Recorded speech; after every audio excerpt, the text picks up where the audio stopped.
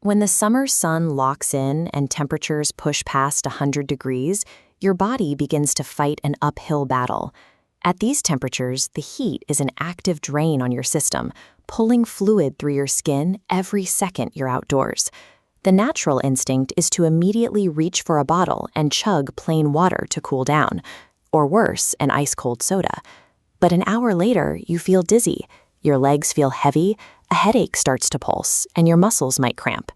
You've drank half a gallon of liquid, yet you're completely drained. This is a microscopic look at a sweating pore. Sweat mixes moisture with essential minerals like sodium and potassium, the conductors keeping muscles firing. But flood a heavily sweating body with plain water, and you wash away the remaining sodium, diluting your internal chemistry. Surviving extreme heat isn't about the sheer volume of liquid resting in your stomach. It is a chemical problem, and it requires a specific biological formula to fix.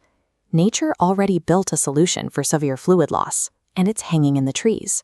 Coconut water is called nature's sports drink for a reason. It acts as a biological cheat code. The chemical composition of coconut water is remarkably similar to human blood plasma. Because of that identical structure, it doesn't have to wait in the slow lane of your digestive tract. The precise ratio of potassium, sodium, and magnesium allows it to slide right through your cell walls, delivering hydration to your internal systems the moment you drink it. Compare that to a caffeinated energy drink or a heavily processed soda. Those liquids are packed with dense artificial sugars that act like a bottleneck. They get stuck outside the cell, drawing water out of your tissues to digest them, which leaves you more dehydrated than before. By immediately restoring their sodium and potassium balance with coconut water, the muscle cramps stop, the headache fades. You get a sustainable energy boost from its natural glucose without the jittery crash of a caffeine hit. Hydration becomes far more efficient when the fluid's chemistry aligns with the composition of your blood. But you don't actually have to drink fluids to get them into your cells. You can eat them.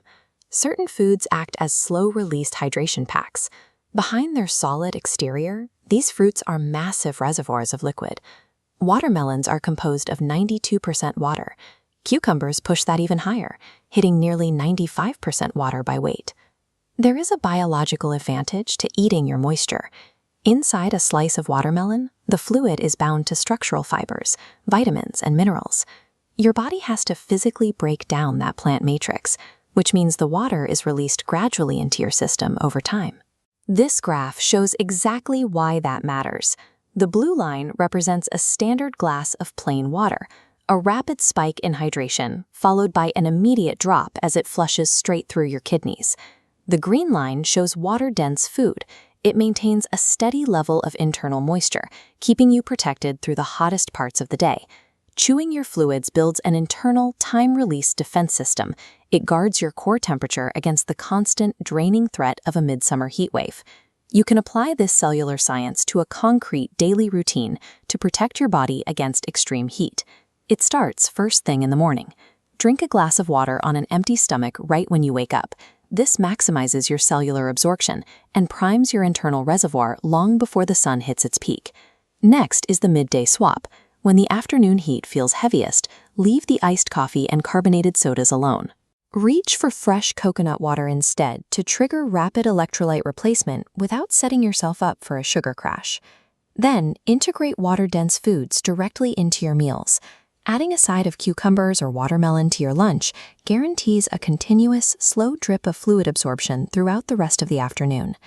Surviving summer requires a shift in how you think about thirst. You have to move away from relying on empty liquid volume and start using nature's complex, electrolyte-rich powerhouses. If the water you drink never reaches the inside of your cells, it can't protect you from the sun. Using these biological triggers ensures the fluid actually stays where it's needed.